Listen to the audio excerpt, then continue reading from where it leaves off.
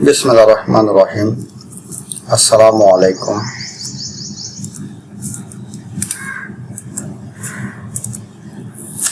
Chiller plant commissioning একটি পূর্ণাঙ্গ নির্দেশিকা। দক্ষ ও নিরাপদ শীতলীকরণ ব্যবস্থার জন্য প্রয়োজনীয় পদক্ষেপ সমূহ। উপস্থাপনায় আমি Abu Mohammad Atikullah, chief instructor, technical refrigeration and air conditioning RSC, Dhaka সরকারি পলিটেকনিক ইনস্টিটিউট, তেজগাঁও শিল্প এলাকা, ঢাকা 1208। কমিশনিং কি এবং কেন প্রয়োজন? কমিশনিং হল চিলার প্লান্ট স্থাপনের পর সেটি ডিজাইন অনুযায়ী এবং কারিগরি মানদণ্ড বজায় রেখে সঠিকভাবে কাজ করছে কিনা তা নিশ্চিত করার ধারাবাহিক প্রক্রিয়াই হলো কমিশনিং। এটি সিস্টেমের প্রতিটি উপাদানের সঠিক সংযোগ ও কার্যকারিতা যাচাই করে। এর উদ্দেশ্যসমূহ হল সিস্টেমের সর্বোচ্চ দক্ষতা বা এফিসিয়েন্সি নিশ্চিত করা, ensure maximum efficient of the systems, সরঞ্জামের দীর্ঘস্থায়ী স্থায়িত্ব বজায় রাখা, অপারেটর এবং সিস্টেমের নিরাপত্তা নিশ্চিত করা। প্রাক কমিশনিং প্রস্তুতিমূলক টেস্ট চেকলিস্ট। প্রিপারেটরি চেকলিস্ট হল ডিজাইন, ড্রয়িং এবং টেকনিক্যাল ম্যানুয়াল পুঙ্খানুপুঙ্খ পর্যালোচনা, প্রয়োজনীয় মেজারিং ইনস্ট্রুমেন্ট। এর মধ্যে উল্লেখযোগ্য হল প্রেসার, টেম্পারেচার, ফ্লোমিটার সংগ্রহ, ব্যক্তিগত সুরক্ষা সরঞ্জাম বা PPE এবং নিরাপত্তা প্রোটোকল নিশ্চিত করা, ইনস্টলেশন এরিয়া এবং চিলার প্লান্ট সাইট পরিষ্কার পরিচ্ছন্ন করা।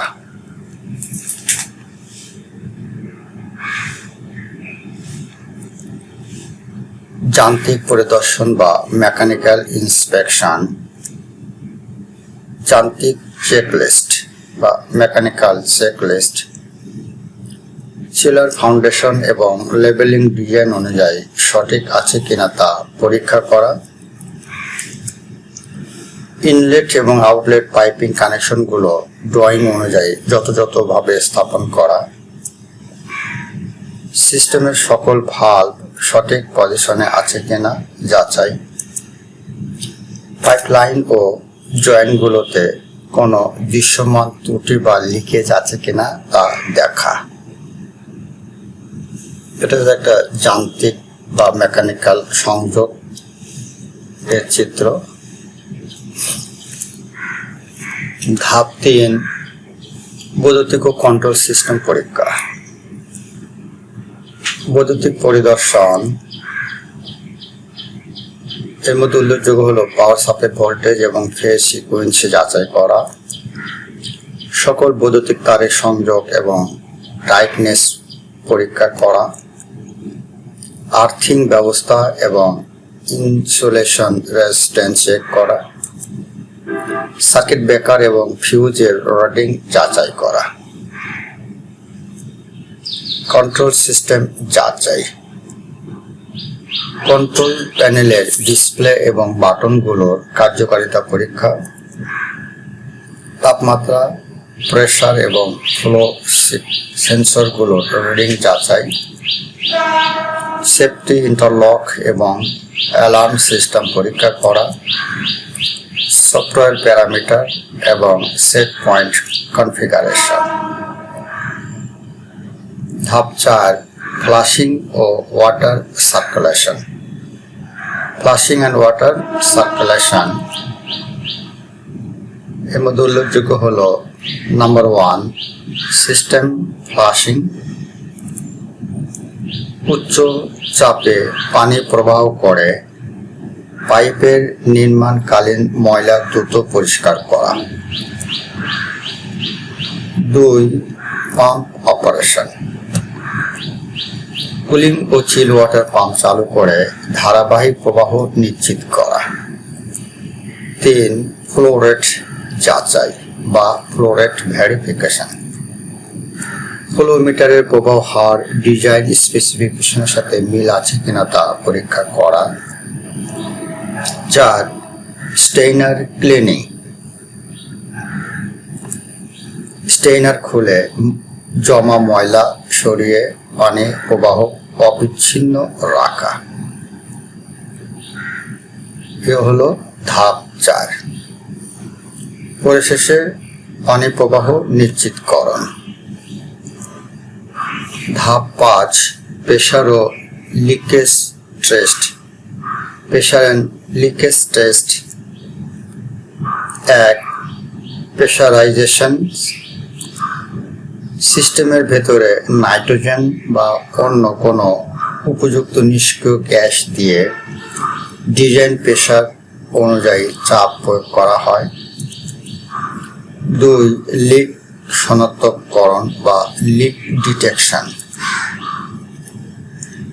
সোপ বাবল সলিউশন অথবা ইলেকট্রনিক্স লিক ডিটেক্টর ব্যবহার করে জয়েন্ট এবং ভালভ কানেকশন পরীক্ষা করা।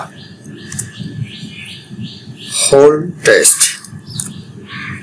নির্দিষ্ট সময় ধরে প্রেসার ধরে রাখা হয় এবং কোনো প্রেসার ড্রপ আছে কিনা তা পর্যবেক্ষণ করা হয়। ধাপ 6, ভ্যাকুয়াম ও ড্রাইং। ভ্যাকুয়াম এন্ড ড্রাইং প্রক্রিয়া ও গুরুত্ব। Process and importance. সিস্টেম থেকে আর্দ্রতা বা ময়েশ্চার, বাতাস এবং নন কনডেন্সেবল গ্যাস দূর করতে উচ্চ ক্ষমতা সম্পন্ন ভ্যাকুয়াম পাম্প ব্যবহার করা হয়। ডিজাইন স্পেসিফিকেশন অনুযায়ী নির্দিষ্ট মাইক্রন লেভেল, সাধারণত 500 মাইক্রন বা তার নিচে, অর্থাৎ ভ্যাকুয়াম নিশ্চিত করা। ভ্যাকুয়াম হোল্ড টেস্টের মাধ্যমে সিস্টেমে কোনো ক্ষুদ্র লিকেজ বা আর্দ্রতা অবশিষ্ট আছে কিনা তা যাচাই করা। সতর্কতা বা সাবধানতা। আর্দ্রতা রেফ্রিজারেন্টের সাথে মিশে অ্যাসিড তৈরি করতে পারে, যা কম্প্রেসরের মোটরের ইনসুলেশন নষ্ট করে দেয়। তাই সঠিক ভ্যাকুয়াম অত্যন্ত জরুরি। মানে ভ্যাকুয়াম আমরা কেন করব? ধাপ 7, রেফ্রিজারেন্ট চার্জিং বা হিমায়ক চার্জিং বা গ্যাস চার্জকরণ। চার্জিং প্রক্রিয়া বা চার্জিং প্রসেস। ম্যানুফ্যাকচারের নির্দেশিকা অনুযায়ী সঠিক ওজনের রেফ্রিজারেন্ট চার্জ করা। চার্জিং এর আগে লিকুইড এবং গ্যাস লাইনের সকল ভালভ সঠিক অবস্থায় আছে কিনা যাচাই। পর্যবেক্ষণ বা অবজারভেশন। চার্জিং চলাকালীন সিস্টেমের তাপমাত্রা এবং প্রেসার নিয়মিত পর্যবেক্ষণ করা। সিস্টেমে কোনো অস্বাভাবিক শব্দ বা কম্পন হচ্ছে কিনা তা লক্ষ্য করা। সতর্কতা বা সাবধানতা। অতিরিক্ত রেফ্রিজারেন্ট বা হিমায়ক চার্জ করলে সিস্টেমের প্রেসার বেড়ে যেতে পারে এবং কম চার্জ করলে শীতলীকরণ ক্ষমতা কমে যায়। তাই সঠিক ওজন নিশ্চিত করা অত্যন্ত জরুরি।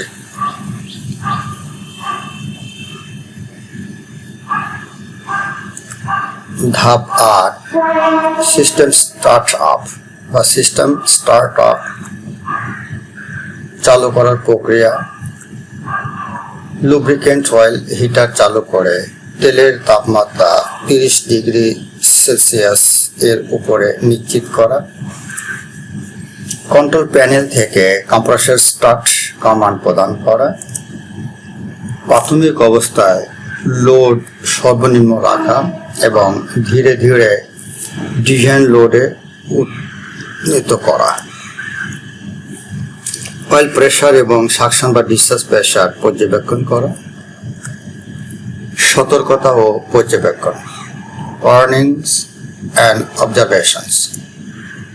চালু করার সময় কোনো অস্বাভাবিক শব্দ বা অ্যাবনর্মাল নয়েজ বা কম্পন হলে সাথে সাথে ইমার্জেন্সি স্টপ করা,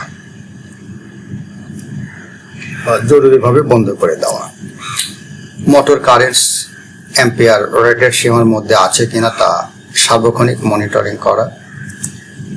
অয়েল লেভেল এবং অয়েল রিটার্ন সিস্টেম সঠিকভাবে কাজ করছে কিনা তা যাচাই করা। এগুলো হচ্ছে ধাপ 8। ধাপ 9 পারফরমেন্স ইভালুয়েশনস। ডেটা রিডিং বা ডাটা রেকর্ডিং করা। কি কি প্যারামিটারস আছে? চিল ওয়াটার ইনলেট ডিগ্রি সেন্টিগ্রেডে, design 12 degree centigrade, chill water outlet degree centigrade 7 degree centigrade, compressor current amps 100 ampere, discharge pressure PSI pounds per square inch হচ্ছে 200 PSI. Design অনুযায়ী মূল্যায়ন ও যাচাইকরণ। রেকর্ডকৃত ডেটার সাথে ডিজাইন প্যারামিটারের তুলনা করা। সিস্টেমের cooling capacity, ton of refrigeration গণনা ও যাচাই করা। Safety device high or low pressure cut out পরীক্ষা করা। কন্ট্রোল লজিক এবং অটোমেশন সিকোয়েন্স যাচাই করা। Verifying control logic and automation sequence. ধাপ 10 সমাপ্তি ও হ্যান্ডওভার। Completion and handover. সকল টেস্ট ডেটা এবং পর্যবেক্ষণ সম্বলিত একটি বিস্তারিত কমিশনিং রিপোর্ট প্রদান। অপারেটরদের জন্য হাতে কলমে প্রশিক্ষণ এবং অপারেশন ম্যানুয়াল হস্তান্তর। ওয়ারেন্টি শর্তাবলী এবং নিয়মিত মেইনটেন্যান্স শিডিউল বুঝিয়ে দেওয়া। সফলভাবে চিলার প্ল্যান্টটি ক্লায়েন্টের কাছে হস্তান্তর করা।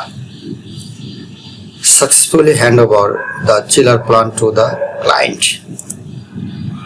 ধন্যবাদ।